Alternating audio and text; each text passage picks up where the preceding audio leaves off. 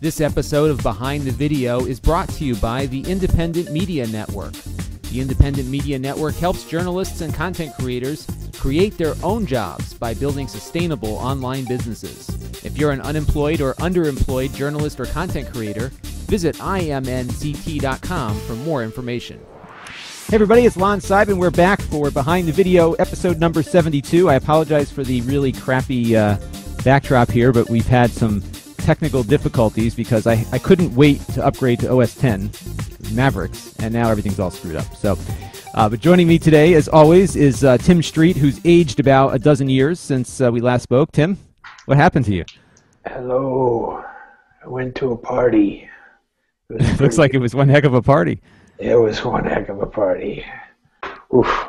Now I've got to let's introduce our guest first, and then we're gonna pepper Tim a little bit about this party. So joining us is Dane Golden. Dane, you feeling better this week? What's up? Yes, I am done with my digital Hollywood partying, and thank you for allowing me to postpone a week. So good. We're going to talk a little bit more about digital Hollywood in a second. And while I see, as always, Google changes Hangouts, which is good. We like change, but except when we're trying to find the buttons. But this is what happened to Tim. So what a brilliant costume, Tim. I mean, this is like you're a dead ringer for the guy. Thanks. This is Colonel Sanders we're looking at. Tim is, as you may know if you watch the video, he has adopted the look of Colonel Sanders. He just didn't have the white beard. Now he does. So Doug Hardy writes in and says, I'm always down for a podcast with the Colonel in the chat room there, Tim. There you go. But, yeah, it's fun being the Colonel, you know, going out to the drugstore and liquor store to pick up some beer for a party. You get a lot of respect as the Colonel, you know. People just look at you and they're like, oh yeah, it's a good costume. So I think it's the best costume I've done. It's excellent, and it fits your. It's it's compatible with the look that you've got now. You know, I mean, you built that beard up, and it's just the perfect. The beard was perfect to be a Colonel Sanders beard right off the bat, just without the color. So yeah, I don't know what I'm gonna do next year. Although tonight I left my hair white because tonight I'm gonna wear a black suit and go as the Monopoly guy. That's great. It's a multi-compatible look for a couple different things. And Tim, I guess in LA, like the Halloween costumes are really extreme, right? I mean, you've really got to step up your game to really be a part of it, right? Yeah, you do get a lot of elaborate costumes, especially if you go to West Hollywood parties. They're fabulous.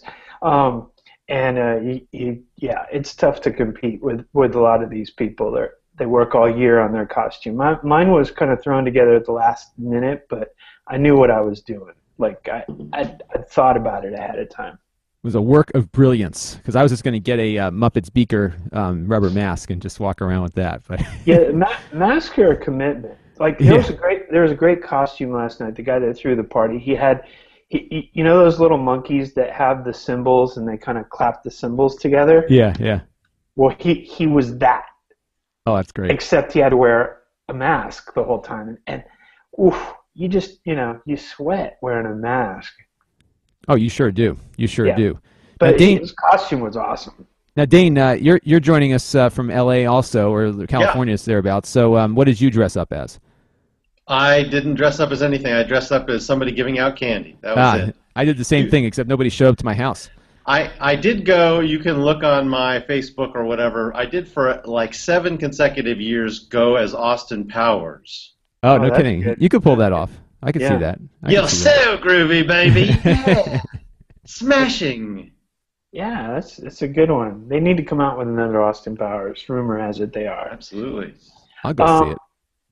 All the people that were supposed to go to your house came to my house, Lon. I had over 800 people come to my house. Yeah, I live in a neighborhood where they just bust people in and dump them off. And yeah, and at a certain point, children start showing up and there's no costume. Like they don't even have a bag. They just walk up with their hand. Eat as they go, right. And they eat it, they put it in their pocket, whatever. It's just like... Oh, did we lose Tim for a second there? Tim is frozen. But while we're waiting for While we wait for Tim to come back and unfreeze himself, we'll just drag this out a little bit until Tim reappears. So we used to have the kids who would show up with no costume and a pillowcase, dump the candy, and that was what we always look forward to there. So Dane, you went to Digital Hollywood, and Tim was there too, except he couldn't get out of all the things he had to do to go to the sessions, and I guess you'd spent some time trying to get the gist of what Digital Hollywood was about this year. So tell us a little bit about what you learned and what people watching can gain from that. I did see Tim there, and he gave me the best piece of advice, which was make sure you go to the pool party at 5. Every day there's a pool. He mentioned that last week, that the pool parties are not to be missed. That's right, because that's the one time where almost everyone gets together, has a beer, and you can just mingle with just all sorts of different folks from different areas of entertainment. This was really geared more towards the Hollywood folks going digital rather than the digital folks going Hollywood. But there were some really great panels. There was a really great, I think it was the Summit of Women in Digital Media track, where you could see, Shira Lazar and others who were very dialed into the space, people from the DECA MCN, which caters a little bit more towards women 25 to 45, and then you could see other people from television, from cable, but I really enjoyed, because it was a small type of conference, you could really talk to people right after. There was nobody rushing up to talk to Freddie Wong. I talked to Freddie Wong. I just said, "Hey, Freddie, how you doing? Dane Golden, hey.com, nice to meet you, big fan." He goes, "Hey, good to meet you." But that's not going to happen everywhere. And he used your brand when he said it. That's what I said. He said, hey. Hey, everyone does. That's right, hey.com. So let me ask you this, because it seems as though like Hollywood has had a hard time dealing with all this digital stuff, and that on one hand they are trying to figure out a way to embrace it. On the other hand, they're fighting it tooth and nail. So are you seeing that conflict there? Or was this more of the digital people saying to Hollywood, like, "Hey, come on, there's hope here, right?" I mean, what was the tone? No, I don't. You occasionally will hear. I mean, I think I was at a panel where people were, talking about rights and how, these are you're digital. You shouldn't be stealing your rights. You still have your rights, even though it's online. But I think that they're trying to get on board, but they are still, that's not where they make their money. So they're trying to hedge their bets, a lot of folks, and understand how their business is evolving in that way. One of the other interesting panels I saw had Dana Brunetti on it. And if you remember him, he's the guy he's a producer partner of Kevin Spacey at Trigger Street. Right, he did all the House of Cards stuff for Netflix, right? That's right. So who do I get to talk to? You hear me, railing on the Netflix methodology of releasing all videos at the same time. I asked him. I talked to him afterwards, and he actually was on a panel where he was talking about how great Twit was. He just totally unwarranted said, "You should look at what Leo Laporte's doing at Twit." But I asked him, I said, what was it like with that Netflix show? Was it really more like a 12-hour movie? He said, that's exactly right. It was like we shot a 12-hour movie. And actually a 24-hour movie, right? Because the other season's in the can too, right? Oh, did they shoot it all at once? I think they did, yeah. I think the other season's done. They're just waiting for the time it as to when to release it. Oh, I didn't know that. Yeah. But I mean, someone as dialed in as that and has done so many interesting projects as a producer, but is totally behind the scenes. I got to chat with him for a minute, and that was really fascinating. So the people you get to meet are super interesting. Hank Green was there, so I spoke to him a little bit. And at VidCon, Hank was running the show. You never get the chance to talk with him, but I sat at a table and chatted with him. Really, really great guy. And so I think it's the stuff. It's really the LobbyCon is what this is. So it's more about being there, more about than than going to the sessions and whatnot. I mean, obviously, the sessions have some value, but Yeah. it's the networking that takes place outside of there. Now, what did you glean from this that you could say independent producers could benefit from? What was some of the takeaways that, especially for people that are starting out, they're trying to get an audience? What were some of the things you heard that you think might be helpful?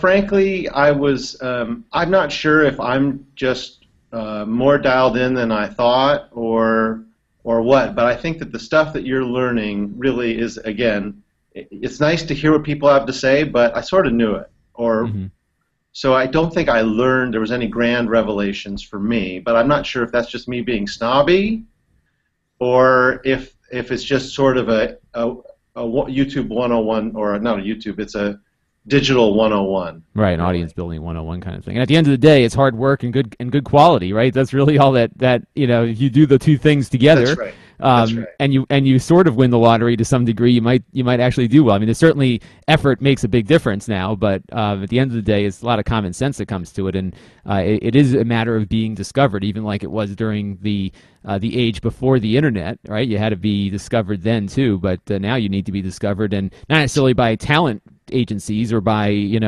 recruiters or scouts or whatever, but you need to be discovered by an audience and then kind of build it up. So that's right. It sounds rather own your niche, as Mr. Street says. Is he going to come back on, or I don't know? I think he's like go back to bed? I think he's been completely shut off the internet because he also popped out of the show notes. So we will we'll keep going, and I'm sure at some point Tim and his or the Colonel might reappear, all right, or the Monopoly guys. So we'll see what happens. But let's move on to the charts, though. So we as we always do, we kind of take a look and see what the movers and shakers are on the top 5 worldwide channels according to TubeFilter. And there's this Turkish. You ever heard of this Turkish music channel called Muyap?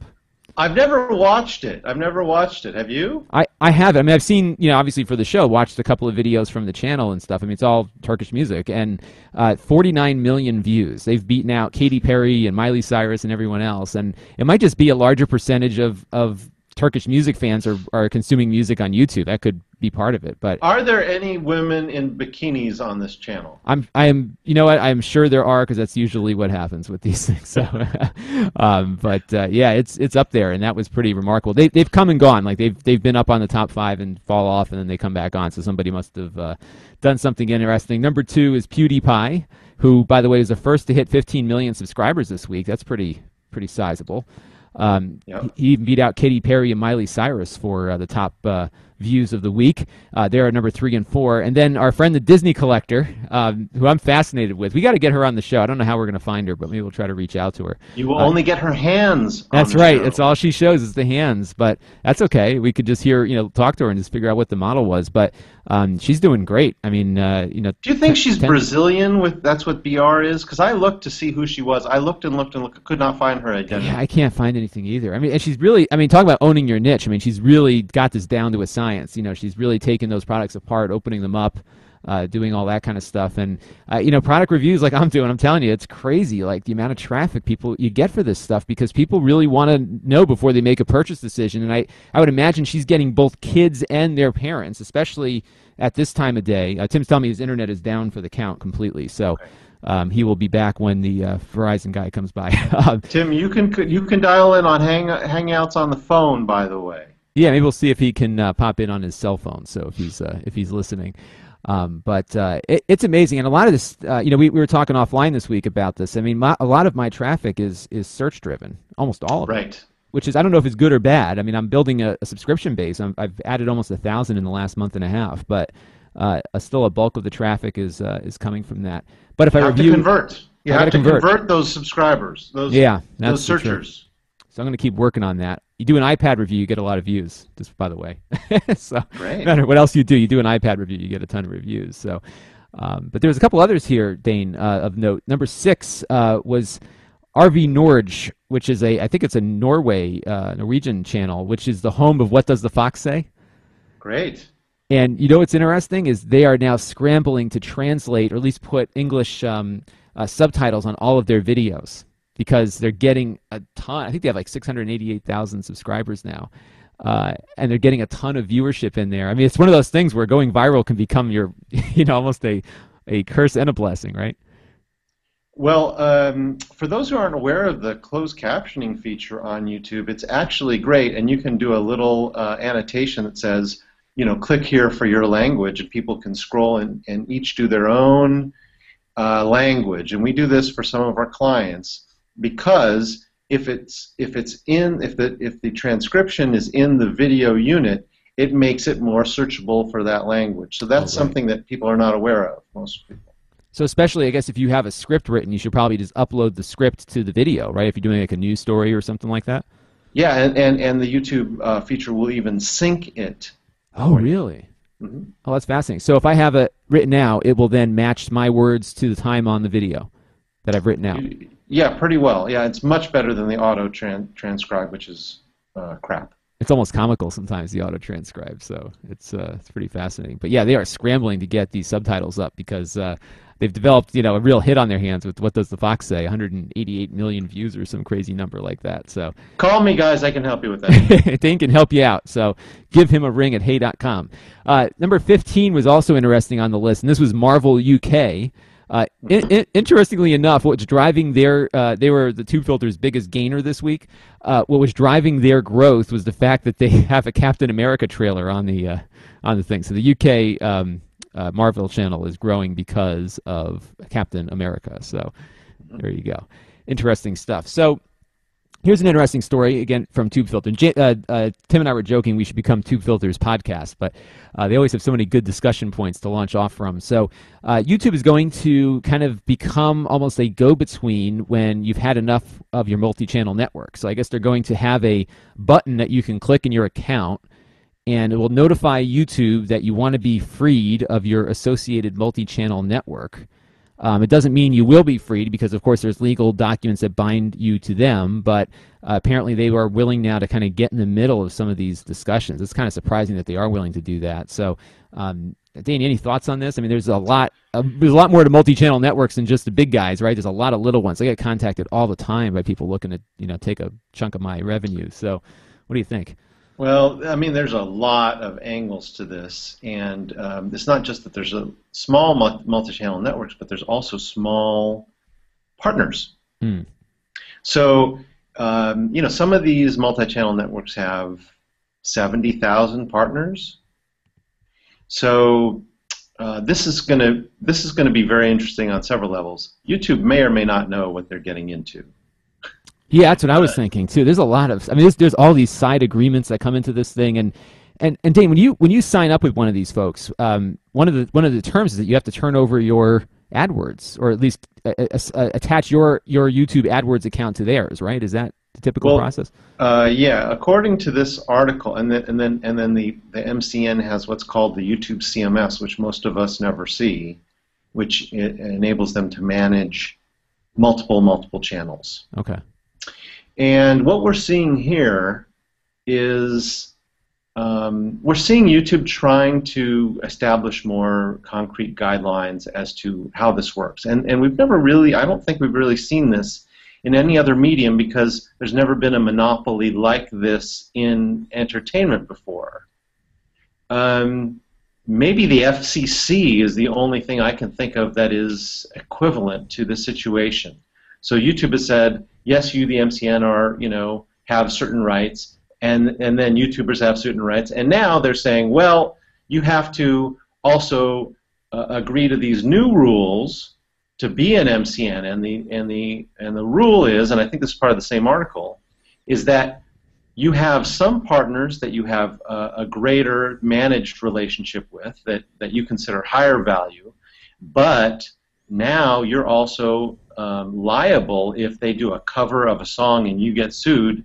You're on the hook. Right. So you're indemnifying YouTube from having that to deal with that issue that the network's responsible, and that was that big lawsuit, right? One of the big channels is still getting sued over that. I think right? Full Screen. Yeah, Full Screen is right.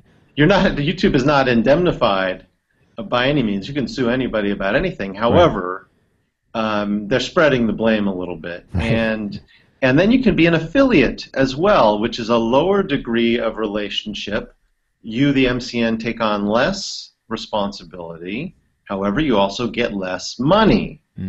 And I think you're going to see a lot more stuff about this over the next few months as the specifics play out and you start to see reports of, or maybe even open letters of what someone's sending about their partnership and how they're not happy. And you are going to see a lot more jumping and poaching from MCN to MCN.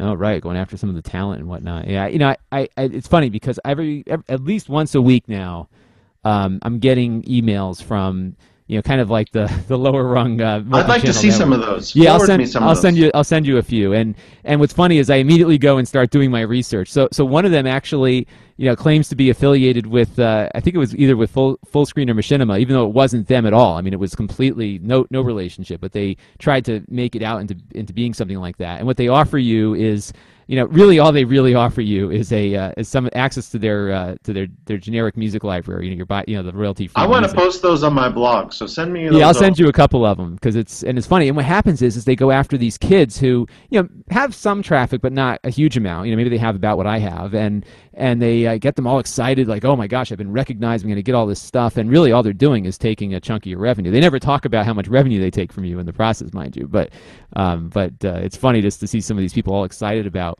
you know, being recruited into one of these networks that's really not going to provide any value to them at all. And the Disney Collector is a great example. She's got no network. She's just built it on her own. That's rare, of course, but I think a lot of folks have to really work to build what they've got to begin with. So yeah, I'll send a few of those your way because I think you might get a kick out of it. So thank you. Now, related to that, YouTube is now offering, according to TubeFilter once again, bigger ad revenues to networks. So I guess for a while they've allowed television stations to sell their own ads against their content, which YouTube was, I guess, allowing them to take a larger percentage of revenue than they might allow me, the poor schlub here, to do.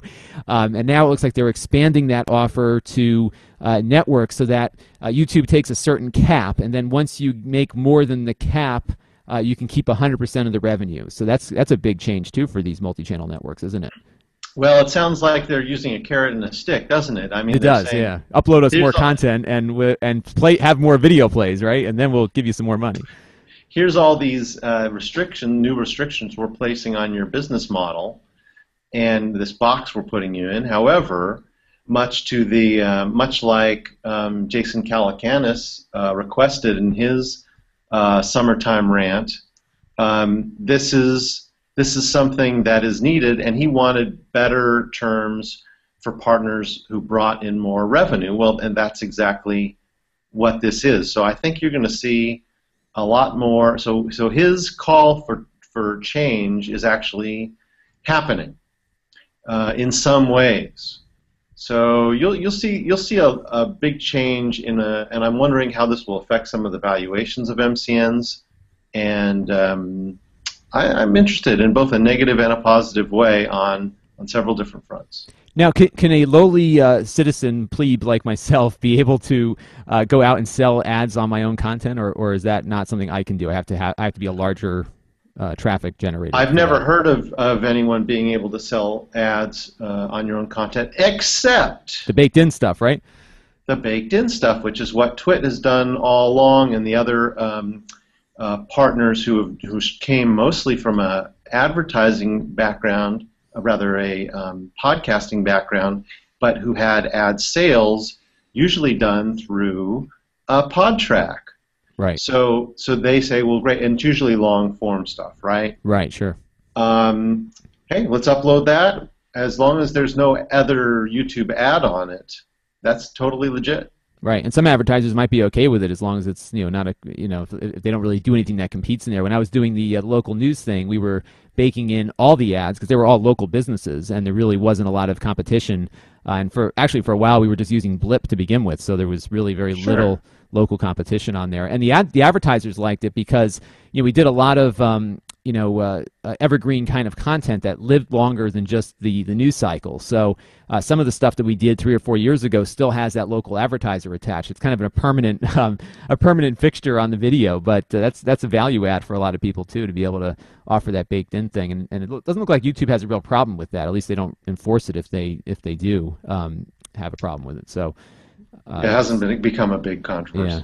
Especially for those of us like me who don't have a lot of traffic, it's hard for them to track everybody like that. So, So we'll see where that goes. But moving on to movies and some TV news. So top 5 at the box office this weekend. Gravity is still there at number 5. They're $218 million overall. I haven't seen it yet. I really want to go check it out. One of the things I'm learning is being a dad is that it's hard to get out of the house. Not that I mind. Must see in 3D. Now, did you see it? Did you see it, Dane? I saw it in 3D. It's the first movie I've felt you have to see in 3D. Well, that's good, because I've been to a lot of 3D movies. I'm like, it's cool, but, so this one I'm going to have to go check out in 3D before it leaves the theater. The nice thing is it's slowly moving its way down the top 5, so I won't have to be in a crowded theater at the time. So I'm looking forward to seeing it. So that is number 5. Number 4 is a Thanksgiving-themed movie called Freebirds, and that is a $15 million weekend. Freebird! And these are turkeys that are trying to escape their inevitable doom as Thanksgiving dinner, I guess. It's an animated movie. So this year, Dane, Hanukkah is on the same day. Is on the same night as Thanksgiving. In advance, I want to say Happy Hanukkah to you, Lon. Thank you, and to you as well. I think you're a member of the tribe, right? Yeah. So you can make. So there's someone tweeting. I have to find her thing there, but she's got some great ideas for Hanukkah-themed Thanksgiving food, like pumpkin challah. How about that? So I'll have to check that out.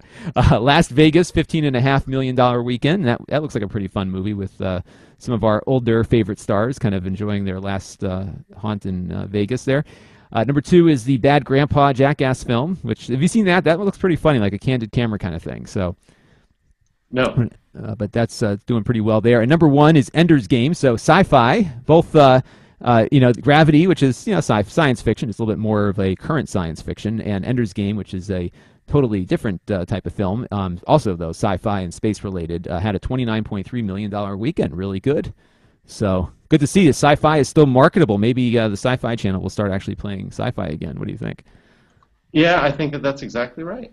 So we'll have to see where those things lead. So here's a big one. I don't know if this came up at Digital Hollywood or not, but there's a video on demand secret according to TheWrap.com, and John Sloss is saying it's time for less BS. And what he's saying is that there's really not so much of a transparent reporting of money earned on iTunes, video on demand, and other platforms. And so there's, I guess it's started some controversy, and there's not as much reporting on iTunes. Is that what he's saying? That's what he's saying. Grosses, not necessarily viewership, but grosses. Yeah. Good. Well, I don't know anything about that. I've never seen those numbers. However, here's some other numbers I have not seen. Okay. Because I don't know if you heard this, but here's something I learned at Digital Hollywood, which never occurred to me, and I'm not in that space. Did you know that ads get charged to the advertisers? It's sort of worked into the numbers at a 3-day rate and a 7-day rate. So if someone DVRs something and they've watched an ad 3 days after, it's a different rate than if they watched it 7 days after. Really? And there's a way for them to measure when those ads are watched? Apparently. Wow. Which leads me to the question, totally not the question you asked, but the question I really want to know is how much of video is being watched on DVR, and how many commercials are being watched on DVR versus how many are shown. You will never, ever, ever see those numbers. No, you won't. And and I think back to the replay TV that I used to have that would just skip the commercials altogether. Remember that? No, I never used a replay TV. Which one is that? This was old now. This goes back probably about 10 years now. But replay TV had a great device. Not so great for advertisers, but it would actually skip the ads automatically. And there's ways to do it yourself with Windows Media Center and packing all these different software pieces together. But it was remarkably efficient at doing that. And obviously the broadcasters were not happy about it. The dish unit does that now. The hopper. Yeah. Yeah, and I could see why they would be upset about it, because they're probably measuring, or somebody's giving them numbers as to how many DVR plays are happening on this thing, and now this thing is circumventing the advertising component. One thing that Replay did during Christmas season a number of years ago was that when you hit the pause button, it would put a Coca-Cola ad up.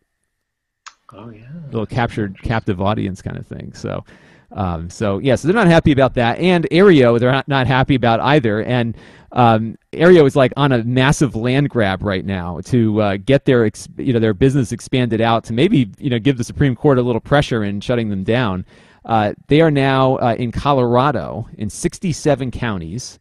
and that's in Colorado, Nebraska, and Wyoming, of all places. I don't know why they're not here in Connecticut yet. They're available now also in New York City, Boston, Atlanta, Salt Lake City, Miami, Dallas, Houston, and Detroit. I think they're coming to LA soon too, Dane, right? Aereo? Come on down. Yeah, we want it. So they're working hard to kind of beat back these broadcasters who are really taking the town over this thing. And I don't know if the Supreme Court has agreed to take the case yet, but it's a pretty remarkable service and a real loophole that they've found in all these broadcast laws to do that. I think their next fight will be in Congress. So what do you think about Aereo, Dane? Well, I think that, and I think that there's another sort of backdoor service that we haven't really focused on much lately, and that's guys like Justin and Ustream. And I know that there's a lot of rebroadcast, particularly of sports content on Justin TV, particularly soccer, because it's always happening in a place you can't get it if you're a soccer fan, because it's a worldwide game. Yeah.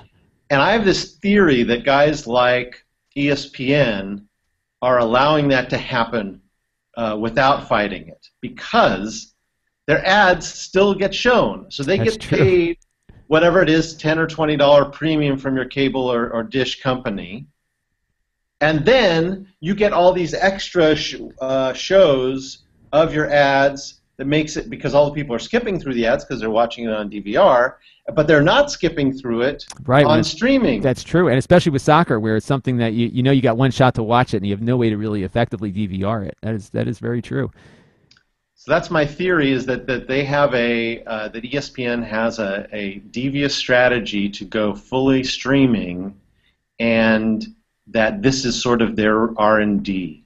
Well, I think that might be true. Plus the fact that a lot of people are looking at those torrent numbers also to try to figure out what the popularity of certain content might be too. Even though that's what Netflix is doing. Right, exactly. Right, they're looking to see, because it adds to their data stream. What are people eager to see? Where's the demand? And clearly you've got to really want something to go torrent it, right? I mean, it's not an easy process. Well, it's not hard, but it's not as easy as turning on Netflix. So it's apparently it's all Game of Thrones. Yes, that's right. It is, and HBO is like probably trying to figure out a way that they can get their service to people without destroying the cable industry in the process. So that'll be intriguing. And related to that, DirecTV and Time Warner are actually opened up to the idea of having Aereo become more of a powerful force. This is according to Business Insider, and their cable companies are actually rooting for Aereo, mainly because Aereo's found a way to get around this hostage-taking. I think it was Time Warner Cable that lost 300,000 subscribers after their fight with CBS.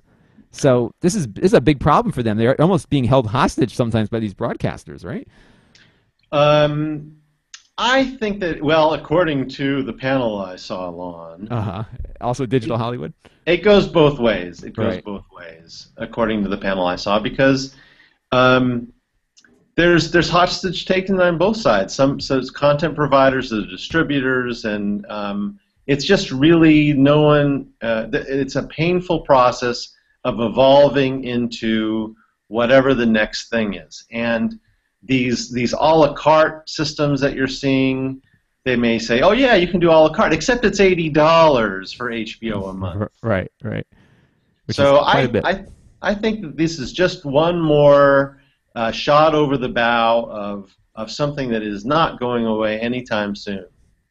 It is a war. It really is, and I'll tell you, it's remarkable how they figured that out. And the Aereo model is not hard to replicate, so I could actually see the cable companies just going in, and of course, cable has a massive load of subscribers, so that's a lot of little tiny antennas. But I don't know if anyone said how small the antenna has to be in order for it to get around having to pay for these broadcast retransmission rights. But it is going to be something we're going to keep an eye on for sure. So Tim is still down for the count on internet, so we'll move into our... Who needs him? We got us here. That's all we need. So move on to our tips of the week and our app of the week. And actually, this week it's going to be a hardware device. So I can't resist these iPads, Dane. So I picked up the iPad Air, and it is very nice. It's very lightweight. It feels it's smaller, but the screen is the same size, which I think is really a good reason to get one of these things. If you're really not digging the big iPad, this thing is really a lot nicer to hold. So very light. It's about a pound. That's about it. So they've taken about a half a pound off the weight. It feels a little weak in the center. I don't know if you can hear that, but it almost feels like you could push your finger through the glass. Is it a plastic back? It's metal back. Mm-hmm. And the front is glass as it was before, but it feels like it almost feels like tapping on a really thin window. And I'm just wondering at what point does my finger go through this thing? It feels a little fragile, so hopefully I'm just the glass is a little bit stronger than it feels, but it's pretty nice. I'm digging it. So we're gonna give my old iPad to my wife's grandmother so we can send her baby pictures and kind of move on there. But I think these mobile devices have kind of hit their limit of innovation. I mean, there's really no new feature. It doesn't do anything different than the last iPad did. It's faster, but I don't really edit video on this stuff. Maybe if I did that, it might, that extra speed might come in handy. But, it's pretty cool. But it's just another tablet. So okay. So that's my iPad. How do you think the iPad Pro is going to be? Well, I guess is there an iPad Pro? Is it, or you think? Well, if there's an iPad Air, there has to be an iPad Pro. I guess at some point. Well, maybe they'll have something down the road that will have a little bit more juice. But at that point, I think you move into like the MacBook Air territory or one of the MacBook Pro units there to really get your work done. But I think if there is any MacBook or Air, iPad Pro, it probably would be in this model. So they've got now a 128 gigabyte storage version, and you'll pay for that as much as you would pay for a MacBook. The price escalates, and they're not, I'll tell you what, they're not inexpensive. So, you can get a 16 gig iPad, and I found that that's just not enough anymore, that you need the 32. So now you're up to $600 right off the bat, plus tax. Before, you're $700-800 out the door when you do the Apple Care for the damage protection and stuff. So, they're not inexpensive, and there's a lot of less expensive Android tablets out there. So we'll see if they can keep the price at that level, and or what they're going to do with their $150 million there. So we'll have to see what goes on there. So now you've got a pick of the week. Have we talked about this before, the vidIQ Vision? I talked about it a few weeks ago, but you know what? I didn't really cover it in depth. So tell me why you like it and what people should be looking for on it. Because I just kind of look at my thing and say, oh, I've been tweeted and I've done this, X, Y, and Z. But let's go into a little bit more detail on it. Well, let's see here. I'm going to just click on one of PewDiePie's videos and see what comes up here. But vidIQ, of course, is the, in my belief, they're the top independent analytics company right now, and they are great. They have a whole service for enterprise, larger businesses, and they have a free version for YouTubers. But this is a Chrome extension, a Chrome plugin that you can put on your Chrome browser only. So you install it, and it gives you all sorts of insider data that is not clearly visible on a YouTube video. And it'll show up with any YouTube video until you turn it off. So you have things like a vidIQ score, which they use combined with a lot of numbers, views, channel subscribers, Facebook likes, Facebook comments, YouTube likes, YouTube dislikes, tweets, Google Plus ones, and Reddit votes, StumbleUpon votes. And so all these things, even words per minute, which is right, like the speaking length of how fast you're talking, and I guess there's some value to that, right? They've found through their big data analysis that the top YouTubers generally have speaking over 200 words per minute. So I'm 210 in this one, so I'm in good shape here then, aren't I? Wow. Look at that. I thought I was talking too fast, and people always say, oh, sometimes you talk too fast in your videos, but apparently the younger crowd likes it. The faster the better, right? Yeah, go for 300. Keep going, huh? So all these things, and once you start looking at numbers over many, many videos, you'll start to see some patterns. And of course, I had my golden engagement quotient I talked about a few weeks ago. But these are other numbers that are extremely valuable, and you can compare and contrast. To me, it's always more important the ratio rather than just the number of views or the number of subscribers. I want to see how you're doing video to video as a ratio of likes to views and comments to views, and these are things that help break that out. Also, they show who's doing what keywords, and there's a great thing where you can just copy out keywords and adjust right, you can copy it right to the clipboard here. There's a little clipboard icon on there. And I use this to, even with my own clients' videos, because that's actually one of the easiest ways to copy out keywords. It's a little bit difficult now to copy out keywords. Yeah, because it doesn't, I guess now when you go to a YouTube video without the plugin, you don't see the tags anymore, do you? No, they're embedded into the web page as opposed to open. And it's been really helpful for me because, you know what, I've looked at, you know, because a lot of times before I do a product review, especially if something that's been reviewed, you know, ad nauseum, I try to find some other angle that I want to pursue, and I go and look at some of the other videos, and especially the popular ones with high scores, and look at what tags they're using to make sure that I include it on there, because that really, the keywords really are critical to getting sucked up into that algorithm properly, right? Absolutely. First three are the most important ones, but feel free to do a lot of them. So let me ask you. Oh, so that's interesting. So the first three keywords should be the most pertinent keywords that you put in. Oh, absolutely, yeah. Rank them in order of importance. Oh, I see. That's intriguing. So, for example, in my iPad thing, I have iPad Gadget, the YouTube designation before my iPad Air. I should probably swap those out, right?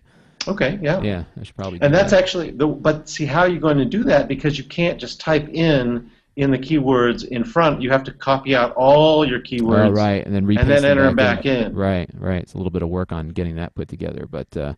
Well, that's interesting. Yeah, you know, it's now the vidIQ score. They don't really talk about their algorithm. You were very transparent in your algorithm. Is it? You would imagine it's probably a similar thing that theirs is weighted more towards views. Okay. And yours, and you believe it's more about engagement and views than it is just about views alone. Yeah. Well, I think that they include, and frankly, I help them a little bit with this to do ratio of. You know, the ratios that I'm talking about. So I'm looking at a PewDiePie video here. He has YouTube likes are 1.85% of views. That's a video with 31 million views that I'm looking at. Let's see, what's the date on this? Oh, this is back in June. Mm-hmm. So 31 million views on a particular video, but still, even with all those viewers, 1.8%, 8.5% were likes. And it doesn't say YouTube comments here, unfortunately. Sometimes it shows certain numbers, and sometimes it skips them. Yeah, I was looking at that because I have a bunch of comments in here. I don't see the comments on there now either. So. It doesn't always give all of the same factors all at the same time. I don't know why. Now let me ask you this question. It's free. It is free. Oh yeah, no, I've been really I really like enjoying looking at it. You know, and you know, I looked at vidIQ's service, which is really nice. Now, let me ask you this, because I'm starting up different channels depending on what I'm talking about. So, for example, if I review a thing for babies or kids, I have a channel called Dad Pro Tips now, where I just do that because I know that my audience does not care about toys for kids. Mm-hmm. So, you know, is there a way to? And what I do every morning when I log in is I'm logging into each of these accounts kind of individually and looking at the analytics. Is there any way to kind of aggregate all this stuff together and look at it in one place, or is that something I have to code up myself? Yes and no. With the channels now, it's easier. What you can do is you can, and you should. Each YouTube channel should have its own Google Plus page, not profile, page. Right. Now, if you've already attached it to an individual profile, it's locked in there permanently. Right. So my first account is like that, but my others I've set up and matched them to pages. Yeah. Now, you can have, once you've matched up with pages, you can toggle between different accounts. Right. So that's how you do it. But you can't. There's no way that I know. Other than the vidIQ Pro, or right, if you're a YouTube MCN where they have the CMS, there's no other way I know to get sort of an aggregated number. Got it. I'm going to try messing around with the when I have a spare moment, which I never have. Maybe start messing around with the API. They do offer the analytics via an API, so I could conceivably script up something if I was really desperate for the data to kind of look at that, because thankfully right now, like, a lot of these channels are just starting out, so I don't have a lot of videos on them yet. But what'll happen is I check my my Google AdSense throughout the day just to see what kind of revenue I'm making, and occasionally I'll see this big jump, And I'm always curious, like, what video is causing this jump? Because, you know, there's so many on my other channel now, it's hard to see. And it's funny, things will just come out. You know, somebody will put something that I did a few months ago up on Reddit, and all of a sudden that video takes off again, you know? So they kind of come in spurts, so it's kind of neat to try to figure out where they come from. So. And when those do, make sure any comments, if it's popping again, if this is like a long tail video, get right on there and start responding to people's comments as they come in. Oh yeah, I do. I do very at least a couple of times a day. I'll go through and respond to comments. What I was able to do with that Reddit video is I searched the URL of the video and found out where it was being posted. So I was able to pop in there and start interacting with the people in the Reddit comment stream on it too, which was pretty fun. Now, you know what's intriguing is that Reddit generates a boatload of traffic. Even if you just get even if you get on like just one of the subreddits and you know, even a marginally popular one. This was a review I did of the Tesla Model S with my Google glasses on, and it was incredible was how many views I got out of it. And I didn't have all that much in the way of upvotes. You know, the upvote was maybe in the double digits, so it was like 80 or something like that. It was on the Futurology subreddit. And I had like 25,000 views come in over 3 days on that one. It was pretty remarkable. Great. Yeah, it was cool just to see how that goes. So I would definitely get stuff up on Reddit. It also helps when somebody on Reddit discovers you and you're not just seagulling your own stuff there. So it's pretty good stuff. So, well, I heard from Tim. He thinks Charter has capped him. So Tim is uploading too many pictures of himself as Colonel Sanders, I think. So that is he is down for the count for the remainder of the show. So we'll probably just wrap it up here. But Dane, where can people find you and make use of your knowledge on this stuff? Just Google Hey, friend me on LinkedIn. DaneGoldenBiz@gmail.com is my LinkedIn friend me. I get a lot of business that way. People just see my skills and go, holy maloli, this guy knows what he's talking about. You can also do me at Dane Golden on anything. Anything. So Twitter, Facebook, you name it, you will find him there. So that is a good place to look. I am at Lon Seidman, LonSeidman on Twitter, and I think also on Facebook. You can find our show Behind the Video at behindthevideo.com, which links to our Google Plus community. And hopefully next week I'll get these audio issues worked out, Dane. I use Wirecast for YouTube to stream my ATEM switcher into this thing. Because one of the biggest problems that I've seen with Hangouts is that they all look the same. It's always like, right, we're in our room with, so I've been trying to make it look different. And I've seen, when I've done it in the studio, I've seen more live viewers than I've seen when I just sit at my desk. Because it looks a little bit different. It looks more show-like. So I've been trying to work on that a little bit. So unfortunately, Wirecast for YouTube has some audio driver problem, which is impacting the ability to bring the audio over from this other box they have to hook up. This is like a science experiment down here. This is why my wife locks me in the basement with all this stuff. I cannot bring this anywhere near the upstairs, but we will get it worked out for next week. So that will do it for this edition of Behind the Video. Join us next Sunday at 11:30 a.m. Eastern on our Google Plus page to watch us record the show live. Otherwise, you can find us on Stitcher and iTunes, and do subscribe. This is Lon Seidman, and we are a wrap. Stories for this episode were compiled by producer Jason Perrier. Follow him on Twitter at JASONPERRIER. Behind the Video is a production of Ape Digital Incorporated and the Independent Media Network, LLC. All rights reserved.